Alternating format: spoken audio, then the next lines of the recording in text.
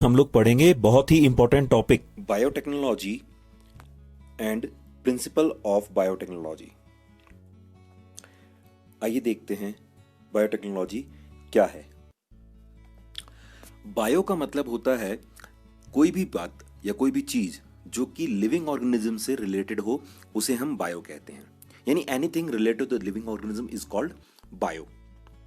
और टेक्नोलॉजी का मतलब होता है study of development of new techniques. Technique का मतलब होता है कि किसी भी काम को करने की सबसे इफेक्टिव जो वे होगा उसे टेक्निक कहेंगे। ठीक है, तो टेक्निक लगातार बदलती रहती है क्योंकि नया वे हम ढूंढते रहते हैं, इफेक्टिव वे ढूंढते रहते हैं। तो नई टेक्निक के ढूंढने को हम क्या बोलते हैं, नई टेक्निक के डेवलपमेंट की स्टडी को हम क्या बोलते हैं, टेक्नोलॉजी। अब the study of development of new technique related to the living organism, special reference to the microbes is called biotechnology.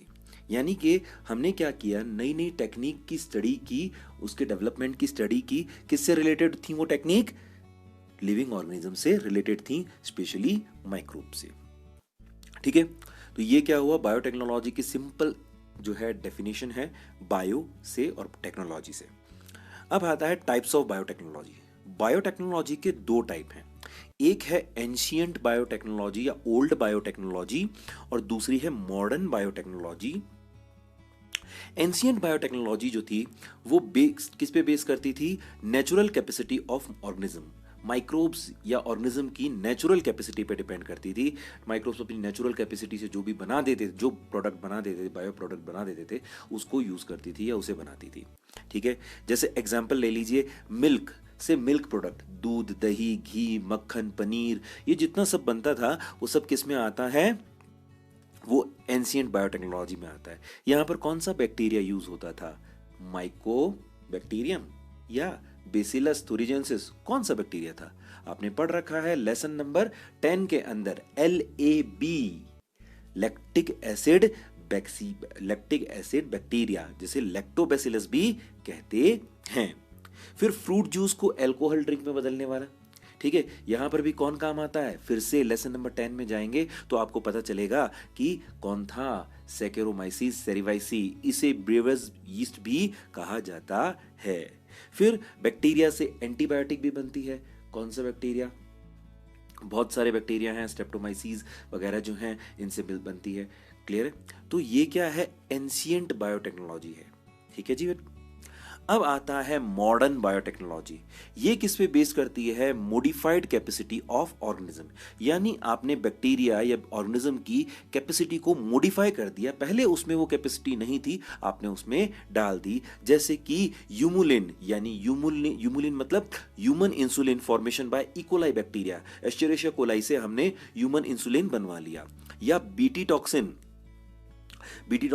एक तरह का खास तरह का क्राई प्रोटीन होता है जो किससे बनवाया हमने? बीटी कॉटन प्लांट से बनवा लिया। ह्यूमन मिल्क प्रोटीन जिसका नाम है अल्फा लैक्ट एल्बुमिन, ठीक है, बाय काउ, रोजी नाम की काउ से हमने इसे बनवाया था।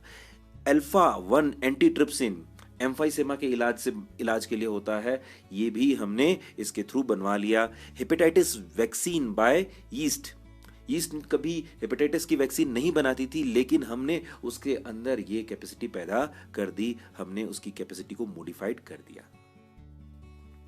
According to European Federation of Biotechnology, ये कहते हैं the integration of natural science and organism cell parts thereof molecular analogues for product and services. तो ये आपको डेफिनेशन याद रखनी है, EFB, European Federation of Biotechnology की। अब बात करते हैं प्रिंसिपल ऑफ बायोटेक्नोलॉजी की, यानी बायोटेक्नोलॉजी किन मेजर प्रिंसिपल पे काम करती है। बायोटेक्नोलॉजी के दो ही मेजर प्रिंसिपल हैं, पहला है जेनेटिक इंजीनियरिंग, दूसरा है केमिकल इंजीनियरिंग। सबसे पहले हम जेनेटिक इंजीनियरिंग की तरफ चलते हैं। जेनेटिक इंजीनियरिंग का मतलब होता है मैन्युपुलेशन इन द जीन, यानी जीन के अंदर हेर फेर करना, काट छांट करना। ठीक है, कभी उसके किसी पार्ट को डिलीट कर दिया, उसमें कोई पार्ट ऐड कर लिया या किसी पार्ट को चेंज कर दिया। अब जब हम मैनिपुलेशन इन द जीन करते हैं तो क्या होता है, जो जीन टूटकर दोबारा बनता है इसे रिकॉम्बिनेंट डीएनए कहते हैं, इसीलिए इसे रिकॉम्बिनेंट डीएनए टेक्नोलॉजी भी कहा जाता है। रिकॉम्बिनेंट डीएनए क्या करेगा, आगे जाकर प्रोटीन बनाएगा। इस प्रोटीन को रिकॉम्बिनेंट प्रोटीन या आर प्रोटीन भी कहा जाता है। ये प्रोटीन जिस भी ऑर्गेनिज्म में होगा उसे जेनेटिकली मॉडिफाइड ऑर्गेनिज्म कहा जाएगा, जीएमओ। जीएमओ 3 तरह के होते हैं, जीएमपी यानी genetically modified plants, GMA genetically modified animals और जीएमएम जेनेटिकली मॉडिफाइड माइक्रोब्स। अब हम बात करते हैं किसकी, दूसरे प्रिंसिपल की, केमिकल इंजीनियरिंग। केमिकल इंजीनियरिंग और कुछ नहीं है, प्रोवाइड सुटेबल एनवायरनमेंट। किस चीज के लिए प्रोवाइड कराना है suitable environment? For the maximum production through chemicals. यानी कि हमने केमिकल का यूज करके, हमने केमिकल्स को यूज किया और सुटेबल एनवायरनमेंट प्रोवाइड कराया ताकि बायो प्रोडक्शन, जो भी बायो प्रोडक्ट बनता है उसका मैक्सिमम प्रोडक्शन हो, या जो एंजाइम बन रहा है उसका मैक्सिमम प्रोडक्शन हो।